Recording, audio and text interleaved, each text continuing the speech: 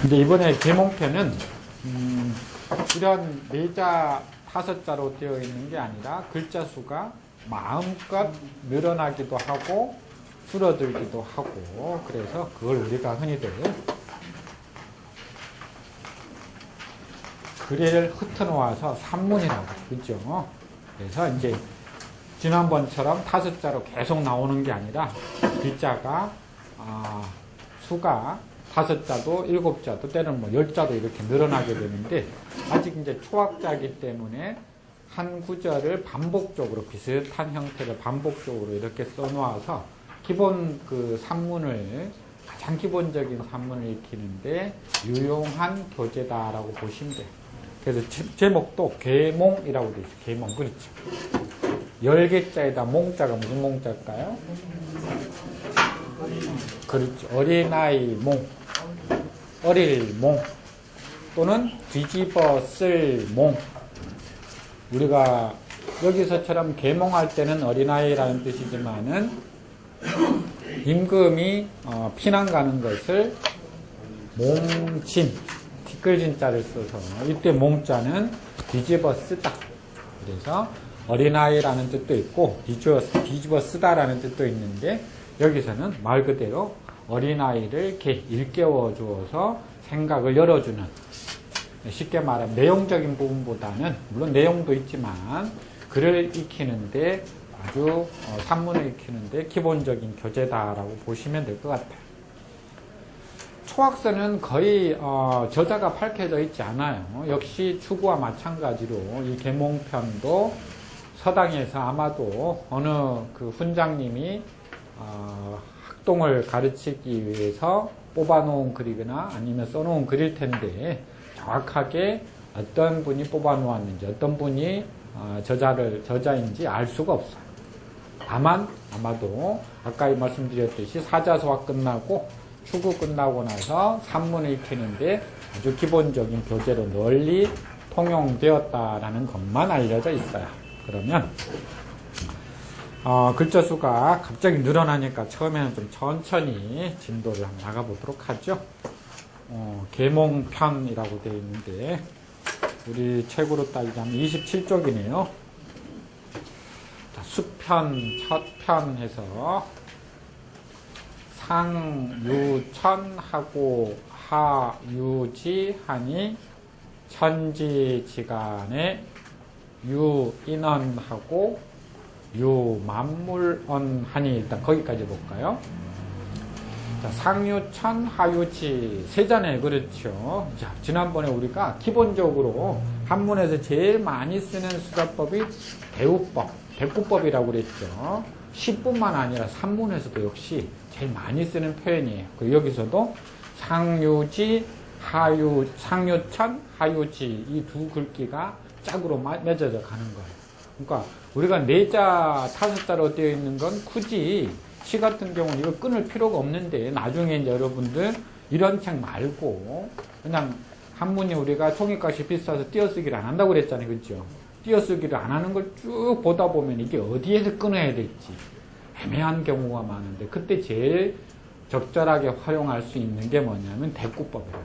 그래서 여기서 상유천, 하유지, 일단 두 글귀가 똑같이 뭐로 되어 있느냐, 대꾸로 되어 있다는 걸 알 수 있는 것 같아요. 상유지 하면은 위에는 유천, 상유천이네. 위에는 하늘이 있다. 하유지, 아래에는 땅이 있다. 이런 것만 우리 한문이 계속 나오면 그렇죠. 굳이 우리가 여기 나와서 배울 필요가 없는데, 그죠? 위에는 하늘이 있고 아래에는 땅이 있다. 천지지간에 유인언하고 유만물언하니. 자, 천지의 사이네요. 천지지간. 유인언. 유인하면은 사람이 있다, 그렇죠? 이제 문제는 여기 언자를 하나 풀어보죠. 자, 언자는 놓이는 위치에 따라서 맨 앞에 오는 경우도 있어요. 언자가 맨 앞에 오면 어찌하자하고 똑같은 용도로 쓰여요. 근데 앞에 올 경우는 아마 100번 중에 한 번이나 2번 정도밖에 안 돼요. 거의 대부분 문장 끝에 놓여요. 그래서 우리가 이 끝에 놓일 때 뭐라고 하느냐 하면은 어조사언 이렇게 하는 거예요.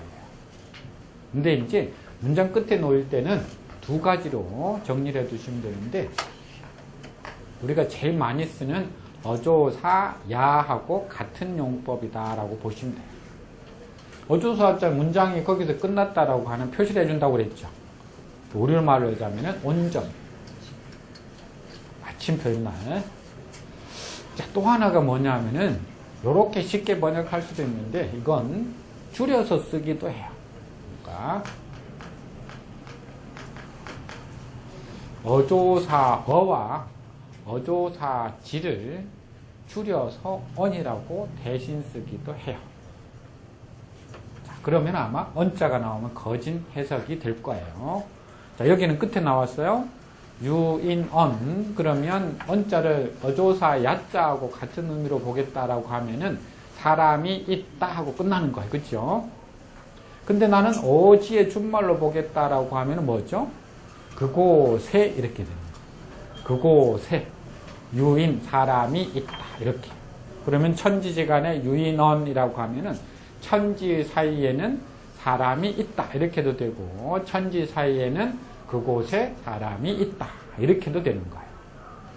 이건 본인이 상황에 따라서 가장 적절한 번역이 무엇일까는 시사 선택하시면 돼요. 뒤에도 마찬가지죠. 유만물언. 만물이 있다 해도 되고, 그곳에 만물이 있다. 이렇게 해도 돼요. 자, 그러면 다 합치면 위에는 하늘이 있고 아래에는 땅이 있으니 천지 사이에는 사람도 있고 만물도 있다. 이렇게 되겠죠. 그렇죠. 자, 그 하늘과 땅과 중간에 있는 천지인, 지난번에 이걸 삼재라고 부른다고 그랬어요. 삼재. 세상 우상하는 가장 기본적인 요소. 그래서 천과 지와 사이에 있는 인을 중심으로 해서 이제 풀어가는 거예요. 일월 성신자는 천지 소계야요.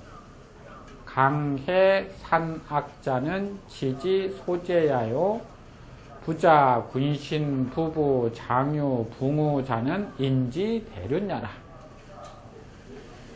자, 1월 성신자라고 했더니 그 다음에는 강해 산악자 이렇게 했어요. 그죠? 그 다음에는 근데 부모 군신 부부부터 자체가 굉장히 길어져 버렸어요. 그죠?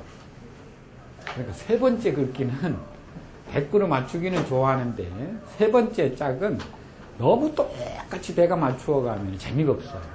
그렇죠? 그래서 세 번째는 변화를 주려고 하는 경향이 있어요.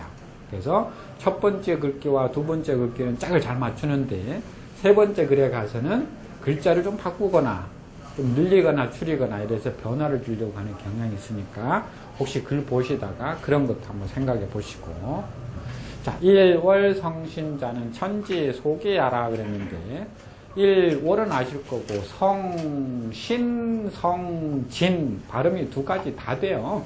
1월 성진이라고 하시는 분도 있고 1월 성신이라고 하시는 분도 있고, 원래는 신과 진은 지금 우리가 구분해서 쓰죠. 그렇죠. 때일 때는 그렇죠. 신이라고 하고 별일 때는 진이라고 읽어서 여기도 1월 성진이라고 읽자라고 하시는 분도 있고, 아무튼 1월은 하늘에 떠 있는 달이고, 그러니까 하늘에 떠 있는 지금 상유천에 대한 설명을 하고 있어요. 일과 월과 성진은 이것도 하나 설명해 볼까요? 앞으로 이제 자자하고 이거하고는 다르다고 그랬죠. 우리 처음 하죠, 우리는. 자, 이건 뭐냐면 사람자. 옛날엔 놈자라고 그래요. 그렇죠? 사람자고. 이것도 사람인. 똑같은 사람이잖아요. 그렇죠? 근데 이건 혼자서도 사람이라는 의미로 쓰이지만 이건 혼자서는 사람이라는 의미로는 못 써요. 항시 앞에 있는 것에 수식을 받아야 되는 거예요. 그래서 예를 들어 빈자 하면 가난한 사람 이렇게 되는 거예요. 항시 수식을 받아야 되는데 앞에가 명사가 나오면 가난하다가 아니라 여기서처럼 일월 성신이라고 하는 명사가 나오면 그냥 늦는 이가라고 쉽게 번역해 주셔도 돼요. 그래서 일월성신은 이렇게 해버리시면 돼요. 해와 달과 별은 천지소개야. 지자도 이제 나왔는데 우리가 안 쓰였던 그동안에 이제 한시를 할 때는 허사들이 다 빠져요. 금방 우리가 봤던 자언 뭐 이런 지라고 하는 글자들이 다 빠지는데 산문에서는 이런 것들이 이제 잘 들어가기 때문에 이런 것들을 잘 알아두셔야 되는데 지자는 간단하게만 정리해 볼까요? 우리가 동사로 쓸 때는 카다라고 하는 지라고 하는데 사실 실제로는 카다라는 뜻으로는 거의 안 써요. 많이 아시다시피 어조사 지해 가지고 뭐뭐의 뭐뭐 하는이라는 수식의 용법. 그 다음에는 명사를 대신해주는 대명사 용법으로 써요. 앞에 있는 글을 대신 써주는 거예요. 네 번째가 웃느니가라고 하는 축격 조사로도 써요. 그래서 용도로 따지자면은 사실 요거는 저 뒤로 가야 되고 있죠. 요런 순으로 써요. 근데 가끔은 정말 목적격 조사 역할도 해요. 그래서 요 정도로 지자를 알아두시면 해결이 될 텐데 여기도 천지 할 때 하늘이 직역하자면 그런 말이에요. 하늘이 속에 이제 조금 뒤에 가면은 이제 자주 설명 안 드릴 거예요. 지금 첫 시간이니까 설명 드리는 거고.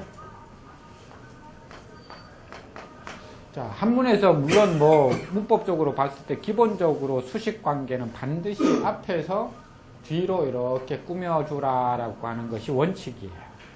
그런데 뒤에서 수식해주는 예외 조항도 있어요. 그게 뭐냐면 소라는 거예요. 소. 그래서 우리가 예를 들어서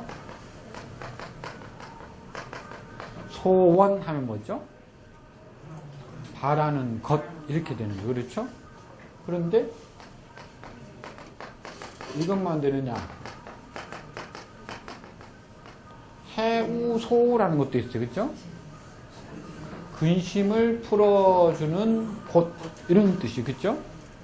그래서 앞에서도 수식이 가능하고 뒤에서도 가능한데 앞에보다는 사실 우리 글 보다 보면 뒤에 게 훨씬 더 많아요. 여기서도 소개, 매다 개자가 있어서 개자가 소로 꾸며주는 거예요. 맨 곳, 곳소자입니다. 그렇죠? 것, 곳, 사람 이런 뜻으로 써요. 것이나 곳이나 사람이라는 걸로. 자, 그럼 천지 소개야 하면은 하늘이 소개, 메인 곳 그런 뜻이. 자, 그럼 다 됐어요. 1월 성신은 하늘이 메인 곳이다. 직역하자면 그런 말이에요.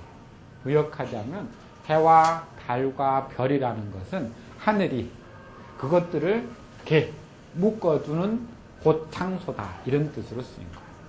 그래서 상유천 할 때 그 천에 달려있는 이제 사물을 이야기한 거예요. 아까 하유지라고 그랬어요. 아래에는 땅이 있다라고 했는데, 근데 땅에 있는 이야기가 강해 산악자는 지지 소재하라. 앞에 있는 글귀가 똑같이 되어 있죠. 그러니까 하나만 해결해 놓으면 되잖아요. 그렇죠? 강과 해, 바다와 산악이라고 했는데, 악자는 요즘은 복잡하니까 이 글자보다는 이걸 더 많이 쓰죠. 그렇죠? 똑같은 글자죠. 그래서 말 그대로 산 위에 또 하나 산이 있는 큰 산을 우리가 악이라고 봐. 그래서 이 글자가 들어가면 우리가 험한 산, 흔히들 우리가 악산이라고 그러잖아요. 그렇죠? 관악산, 치악산, 뭐 설악산 할 때 강과 바다와 산은 해버리면 되겠죠. 아까 우리가 일과 월과 성진, 별은 같이 갔잖아요. 그렇죠? 여기도 강과 바다와 산악, 산은 이렇게 같이 가는 거예요. 지지, 소재, 땅이 쟤는 시를 쟀잖아요. 그렇죠? 싣고 있는 곳이다. 의역하자면 강과 바다와 산이라는 것은 지, 땅이라는 것이 그것들을 이렇게 싣고 있는 장소다. 아까 천지지간에 유인이라고 했는데 이제 바뀌죠. 여기도 부자, 군신, 부부, 장유, 붕우, 자는, 인지, 소자가 들어와야 되는데 소자 대신에 대자가 들어왔죠. 그죠? 앞에는 전부 다 소자를 집어넣었는데 인지 대륜야 해서 부자관계, 군신관계, 부부관계, 장유관계, 부모관계는 인지 대륜야 사람의 큰 윤리다 라고 해서 천지인에 대한 이야기를 지금 하면서 간단하게 세 글자로 출발하다가 네 글자, 그 다음에 다섯 글자, 그 다음 뭐예요? 몇 자인가요? 11자인 부자, 군신부터 나가지고 자자까지 하면 11자가 됐죠. 이렇게 글자 수들을 이제 한결같이 배정해 놓은 게 아니라 석자, 넉자, 뭐 11자 이런 식으로 풀어 놓았어요. 이런 것들을 우리가 앞으로 이제 사실은 많이 보게 됩니다. 미리 말씀드리는데 이 계몽편은 별 재미가 없어요. 계몽편은 재미가 없어요. 그래서 조셔도 상관없어요. 그래서 지금 조금만 적응이 되면 계몽편은 빨리 마칠 거예요. 빨리 조금만 적응이 되시면 계몽편은 빨리 마치고 이거 끝나고 나면 명심보감 할 거죠. 계몽편까지만 찍고 명심보감부터는 안 찍기로 했어요. 그래서 빨리 계몽편 찍고 나서 명심보감 하면서 이런저런 이야기들을 좀 나눠보자고요. 자, 그 다음 볼까요? 이 동서남북으로 정천지 지방하고 그 다음 이야기도 똑같이 돼 있어요. 이 청황적백흑으로 정물지색하고 일단 여기까지 한번 읽어볼까요? 이 동서남북으로 정천지 지방하다. 자, 써있자 앞으로도 수없이 또 많이 볼 거예요. 이 써있자는 뜻이 아주 많아요. 그래서 지금 당장 정리하기는 뭐하는데 뭐뭐로서라고 해서 원래는 쓰라고 용도가 똑같았어요. 뭐뭐를 가지고 사용하다, 쓰다 라고 하는 뜻이었는데 나중에 용자는 사용하다라고 하는 동사로 바뀌어버렸고 이 써있자는 부사로 만들어주기 위해서 뭐뭐로서 도구나 수단 이런 용도로만 쓰이게 된 거예요. 나중에 우리 보다 보면은 이제 이게 쓸 용자하고 같은 용도로도 쓰이는 경우들이 종종 있다라는 걸 알 수 있을 거예요. 그 다음에가 말이자하고 똑같이 접속사에 가보죠. 접속사. 그 다음에 이제 여러 가지가 많아요. 뭐, 때문이라는 뜻도 있고, 생각하다라는 뜻도 있고, 뭐, 을이나 르리라고 하는 목적격 조사로 쓰이기도 하고, 여러 가지가 많이 쓰이는데, 일단은 요 정도 2개 정도만 정리해 놓고, 뒤에 가면은 하나씩 다시 나올 때 하고 정리 다시 한번 해보죠. 그래서 제일 많이 쓰이는 게 뭐뭐로서예요. 도구나 수단. 그래서 예를 들어서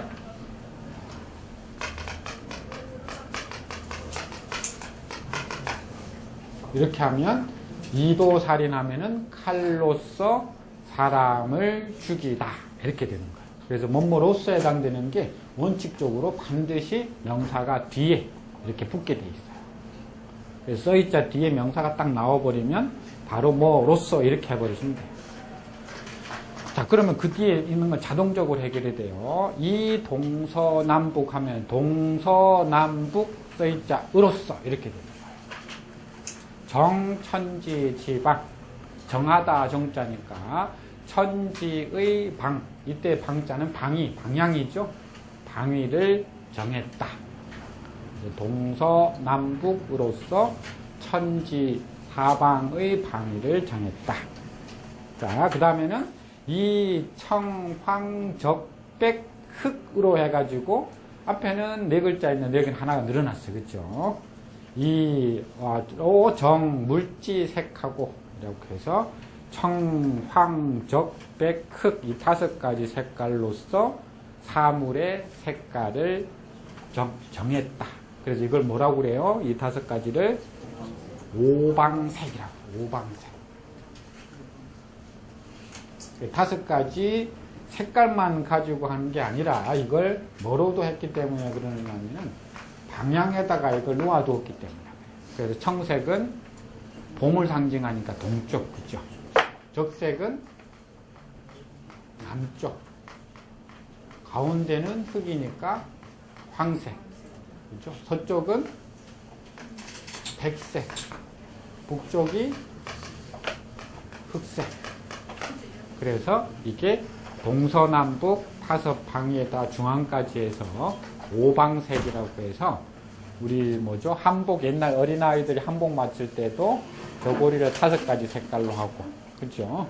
그 다음에 뭐 여러 가지를 다 오방색으로 하게 되는데 가장 기본적인 5가지 색깔이라고 해서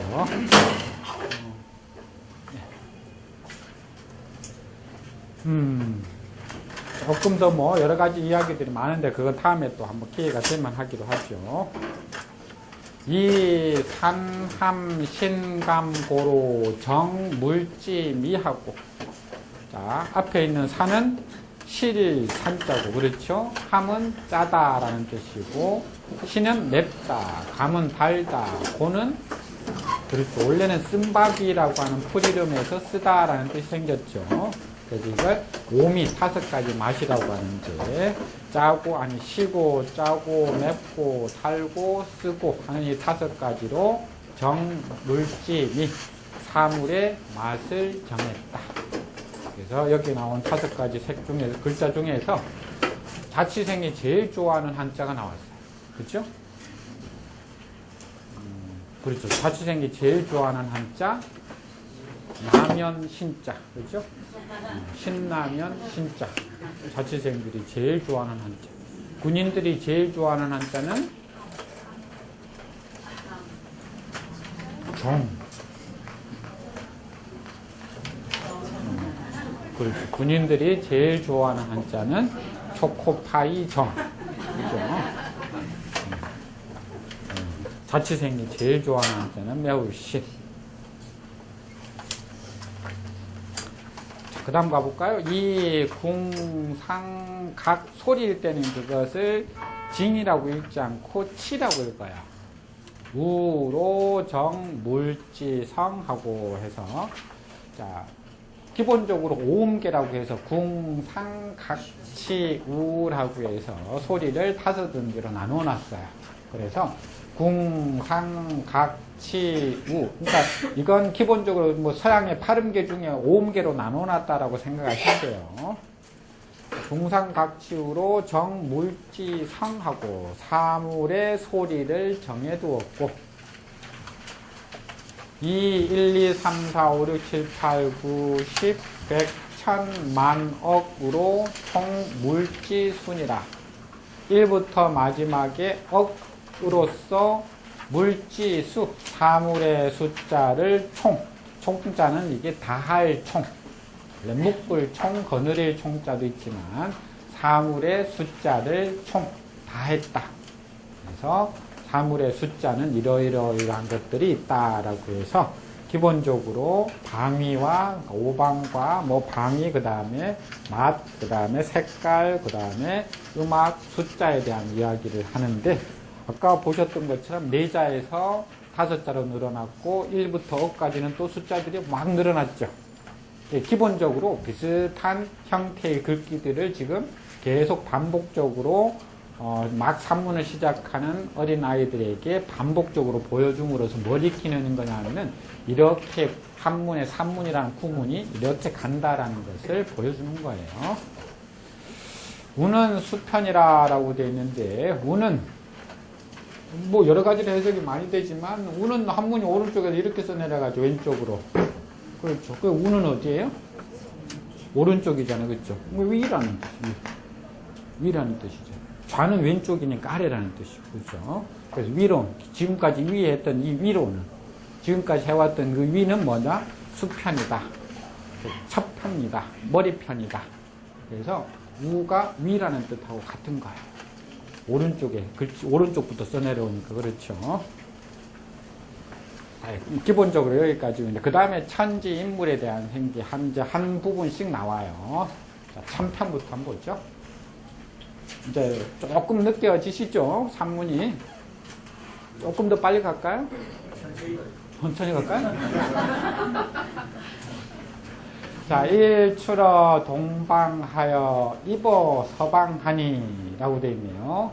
1. 해가 출어 동방에서 출 나와서 자, 1. 입어 서방 해야 될 텐데 일자가 빠졌죠. 그죠? 앞에 있으니까 해는 서쪽 방향으로 입 들어간다.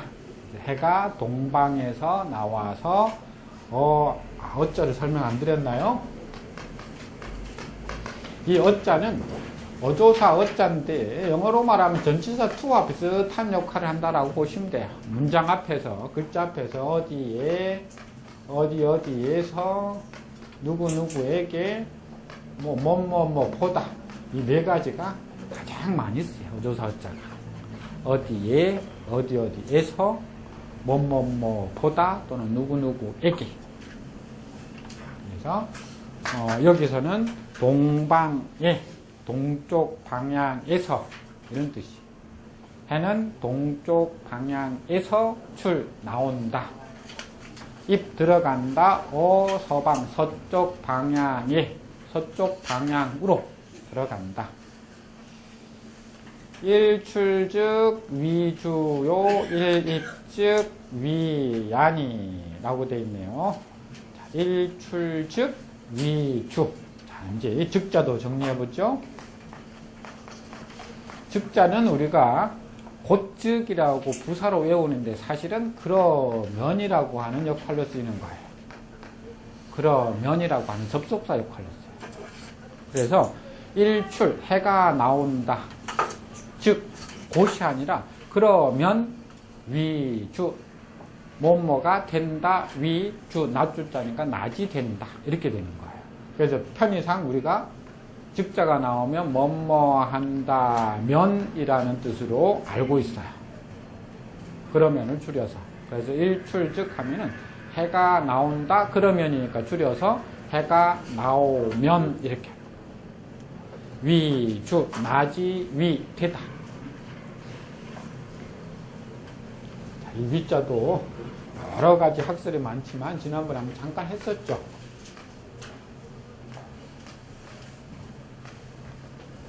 옛날 위자 전서에 보면 이렇게 돼 있어요. 이 사람 손이 보이죠. 밑에 있는 요게 코끼리, 그렇죠. 코끼리 코고, 코끼리 머리고, 등이고, 발이고 그래요. 그래서 사람 손이 앞에서 코끼리를 뭐 하고 있는 거냐?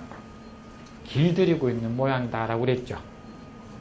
그래서 위자는 무엇을 길들여서 어떠하게 하다. 그래서 하다, 위. 그런데 코끼리 입장에서는 하는 게 아니라 뭐죠? 그렇죠. 당하는 거니까 나중에 되다 라는 뜻도 생겼어요. 그래서 하다, 위, 되다, 위. 노자라는 사람이 주장한 학설이 뭐죠? 노자가 주장한 게? 그렇죠. 무의자연이죠.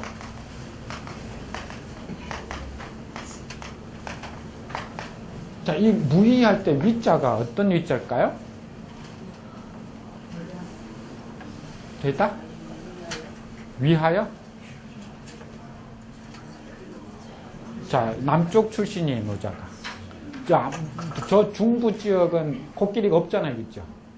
그쪽은 코끼리를 못 봤을 거예요. 남쪽에서 그럼 만들어진 거죠? 그러니까 남쪽 지역의 노자는 위자를 아마 정확하게 알았던 것 같아요. 그래서 사실은 이 그냥 하는 게 아니라, 하는 게 없다라는 게 아니라, 코끼리를 뭐 하는 거예요? 억지로 그렇게 하는 거죠.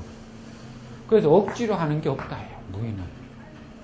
그러니까 저절로 그렇게 되는 거잖아요. 자연이라는 게. 그러니까 무의의 위자만 정확하게 우리가 알고 있으면 무의자연이라는 말을 금방 이해할 수 있는 거예요. 억지로 하는 것이 없다. 그러면 저절로 그렇게 된다. 라는 뜻이니까. 그래서 위자는 앞으로 많이 보게 될 텐데, 자, 여기는 되다라는 뜻이죠. 그래서 해가 나오면 낮이 된다. 일입즉 위야. 그럼 어떻게 될까요? 해가 들어가면 위야, 밤이 된다. 똑같은 구조니까요. 야, 즉 일월 저현언 하나니라.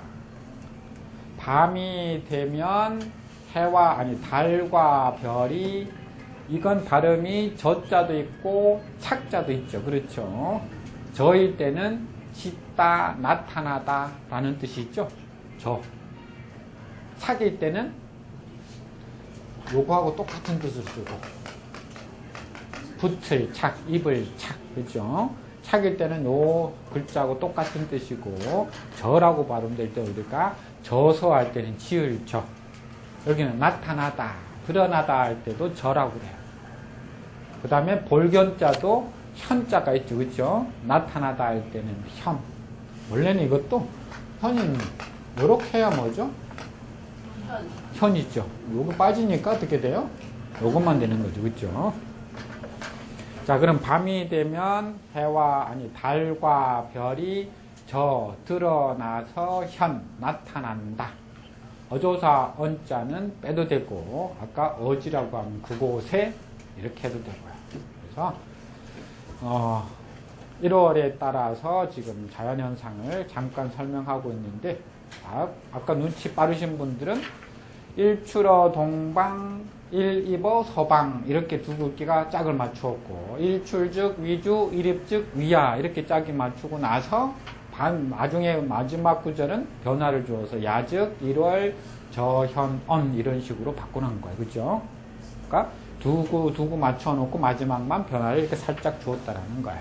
그러니까 글을 읽으면서 이런 변화 글귀들을 이제 빨리 익혀두시면 이렇게 끊어놓지 않고 옛날 쭉 붙여놓은 글들도 어떻게 될까요, 그러면? 감각적으로. 요건 요렇게 끊어져 가는가 보다라는 것을 익히기 위해서 그런 거예요. 조금만 더 보실까요? 천유 위성하니. 금목 수화토 오성이 시야요 그랬네요. 천유 위성. 하늘에 위성. 가로 위자잖아요. 그렇죠. 가로로 지은 별, 즉, 위성이 있으니, 금, 목, 수, 화, 토, 오성, 5별이 시야. 자, 이게 이제 한문의 특이한 구조인데, 끝에 시야라고 이렇게 되어 있으면, 영어로 말하면, this is, 이렇게 하고 끝나버리는 거예요. 이것이다, 이렇게요. 이것 시자가 이렇게, 이것도 되고, 이다도 되거든요. 이 경우는 두 개 다 되는 거예요. 참 애매해요. 그죠? 이해되시나요? 자, 문장 끝에 시라는 말이 딱 나오면은 영어로 this is, 이것이다. 이렇게 그냥 푸세요. 그래서, 금목, 수, 화, 토, 오성, 이 5별이 시야, 이것이다. 이렇게 되는 거예요. 그러니까, 하늘에는 위성이 있는데, 5별이 바로 이 위성이다. 이런 표현을 쓴 거예요. 그 다음에는 유경성하니 했는데 역시 뭐가 빠졌죠? 그렇죠. 천유경성하니. 그래서 왜 제가 자꾸 이런 말씀을 드리냐면 처음에 글귀를 볼 때 그냥 마구잡이로 막 보지 마시고 이제 산문을 이제 막 익힌다고 생각하시면서 그러면 여기에는 이런 게 막 글자 수를 맞추기 위해서 들어갔구나라고 해서 조금 더 그 구문에 관심을 가지고 보시면 그냥 막 읽어가는 것보다는 구문 파악하는데 조금 도움이 될 것 같아요. 자, 경성이 있으니 각항저방 신미기 해가 쭉 나오는데 자, 끝에 보면 28수가 시안이라 라고 해서 하늘에는 28개의 별을 또 별자리를 만들어 놓았어요. 자, 그래서 첫 번째 각항저방 신미기 전부 별 이름이에요. 각성, 항성, 저성, 방성, 심성, 미성, 기성 해가지고 이건 동쪽에 있어요. 동방에 있는 별이에요. 그래서 동쪽에 위치해 놓은 것이 금방에 각항저방 신미기 7개의 별을 동쪽에 늘어놓았어요. 동쪽에 있는 별 이름이에요. 그 다음에 두, 여허, 위실벽 이건 북쪽에 있는 두, 여허, 위실벽 이건 북쪽에 있는 7개의 별이고 그 다음에 규, 루자 정확한 규루, 위, 필자, 삼 이건 서쪽에 있는 별 서성이고요. 그 다음에 남쪽에 있는 정기, 유성, 장익, 진 이게 남쪽에 있는 별이에요. 그래서 4, 7, 28, 28개죠. 그래서 28개인 28숙이라고 읽지 않고, 그렇죠. 이건 수라고 읽어요. 발음이 숙자도 있고 숫자 있는데 숫자는 딱 하나밖에 없어요. 28수라는 말밖에는 없어요. 28수가 시야 이것이다 라고 해서 각 7개씩 별을 만들어 놓았어요. 왜 하필이면 7개냐? 여기에 대해서 또 여러 가지 이설이 많지만 춘추 시대의 대표적인 나라가 7나라였기 때문에 칠국해서 칠성을 만들고 사방에 배치시켜 놓았다. 이런 이야기들도 있고, 아무튼 28개의 별자리인데, 밑에 조금만 한 부분만 더 보실까요? 1. 주야지내에 유 12시 하니. 자, 한 낮과 야 밤의 내 안에, 한 낮과 밤의 안에 유 있다. 12시 12시간이 유 있다. 12시 회의 위 1일하고, 그러니까 낮에 12시간이 있고 밤에 12시간이 있어서 합치면 24시간이죠. 12시 12시간이 회 모이다. 그래서 앞으로 이자는 안 나왔나요? 이자는 물론 여러 가지 용도도 있지만 제일 많이 쓰이는 거 앞말과 뒷말을 뭐 해주는 거냐면, 그렇죠, 이어주는 역할을 하는 거예요. 그렇죠. 그래서 접속사라고 하죠. 그렇죠? 정확하게. 그래서 12시간이 모이다. 그래서니까 모여서 위 1일, 하루가 위 된다. 뒤에는 똑같아. 이제 또 30일이 회의 위 1월 하고, 30일이 회 모이다. 그래서니까 모여서 위 1월, 한 달이 된다. 16, 2월이 합이 성 1월이니라, 1세니라. 16, 2월. 그렇죠. 직역하자면 열에 2개가 있다. 그런 뜻이죠. 그러니까 숫자와 숫자 사이에 유자가 들어가면 더하기라고 해주면 돼요. 그렇죠? 10에 2개가 있다니까. 10 더하기 2 이렇게 보시면 돼요. 16, 5, 2 지우학이다. 논어에 그런 말이 나오죠. 공자는 16, 5, 2 지우학. 15살에 학문의 뜻을 두었다라는 말이 나오는데, 여기도 뭐예요? 그러면 10 더하기 5니까 그렇죠. 15라는 말이에요. 왜 있을 유자를 썼느냐 하면, 이게 없어져 버리면 12라는 말이 없어져 버리면, 물론 15라는 말도 되지만 뭐도 되느냐 하면 10분의 5도 되기 때문에 그래요.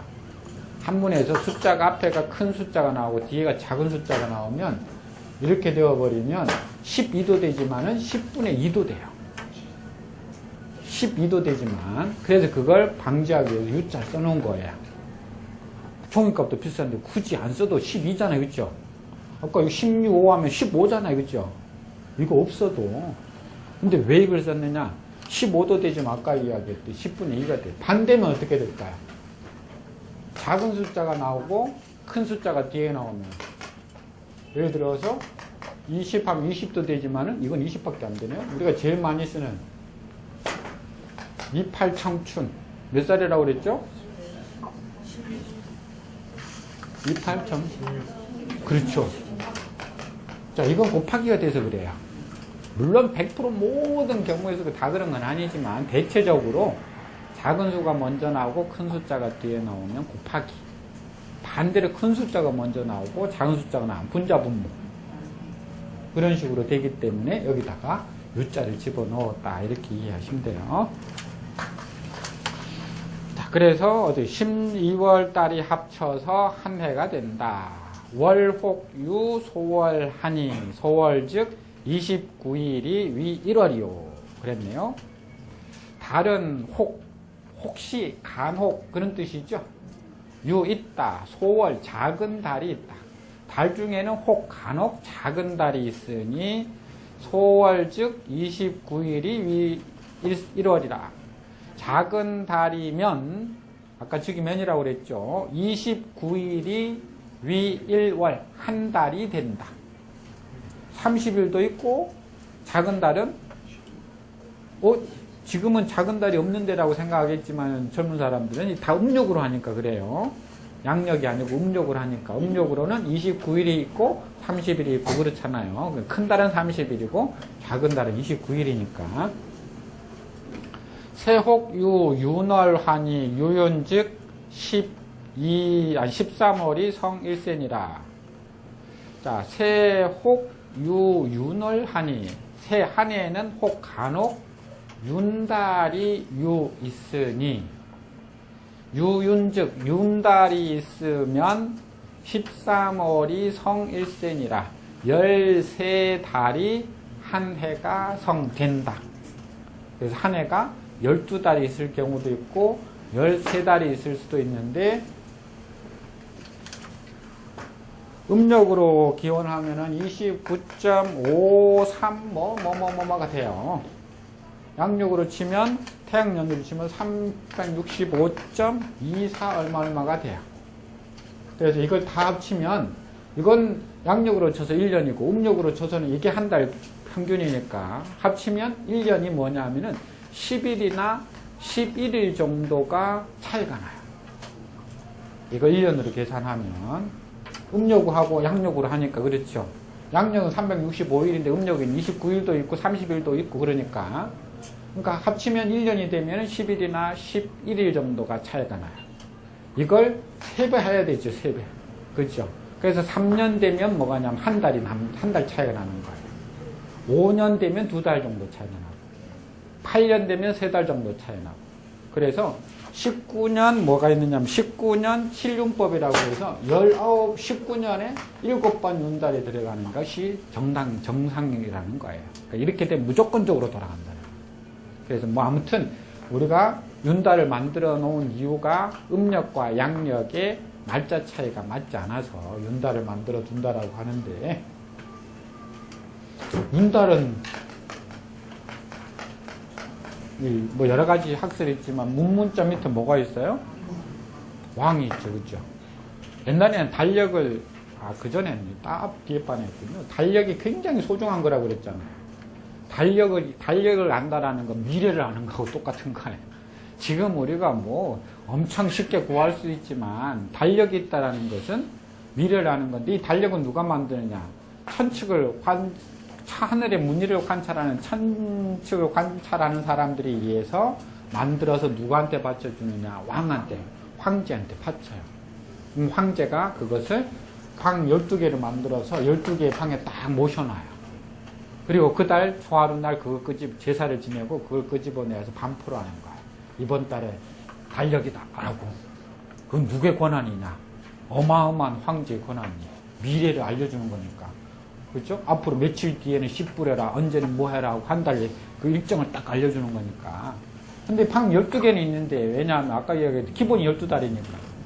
13개월에는 윤달이 들어가는 방이 없대요.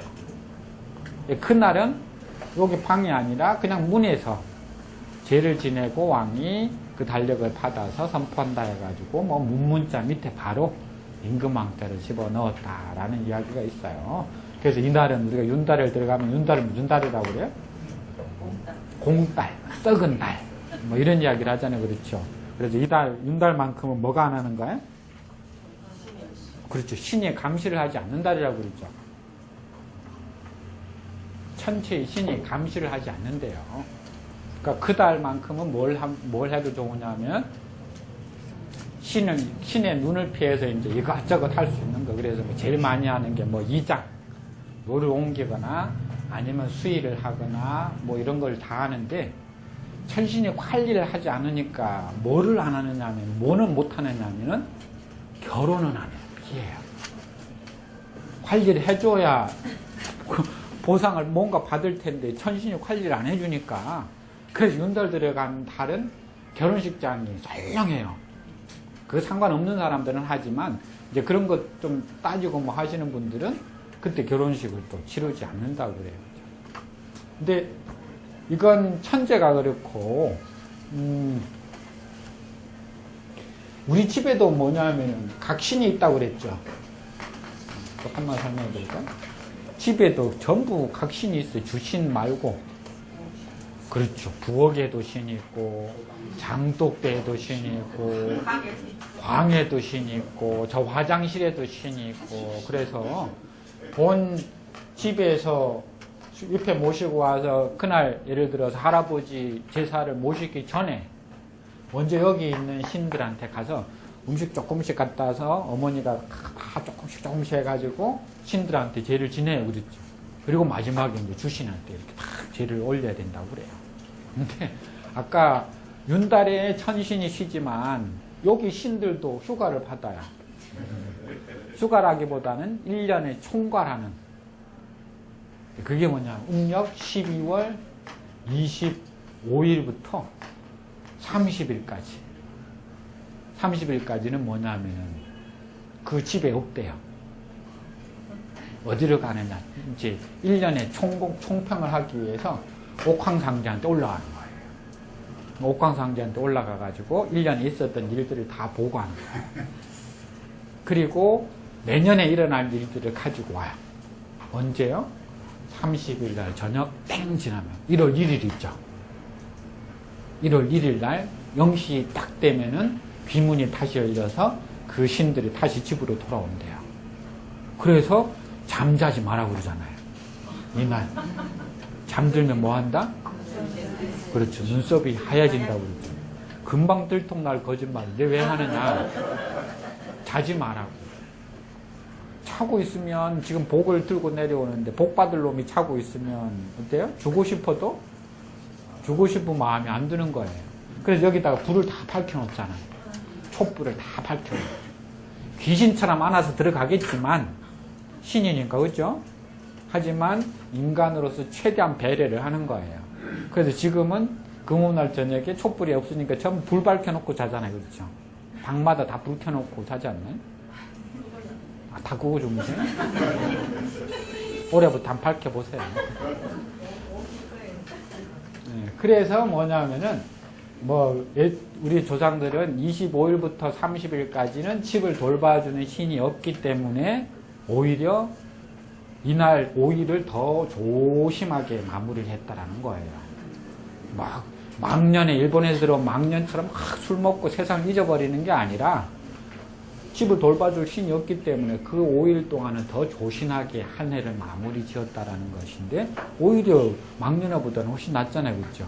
한 해를 조심스럽게 마무리하고 이 신이 없어서 그렇다 뭐 이런 이야기인데 아무튼 조금 쉬었다가 계속 이어가 볼까요?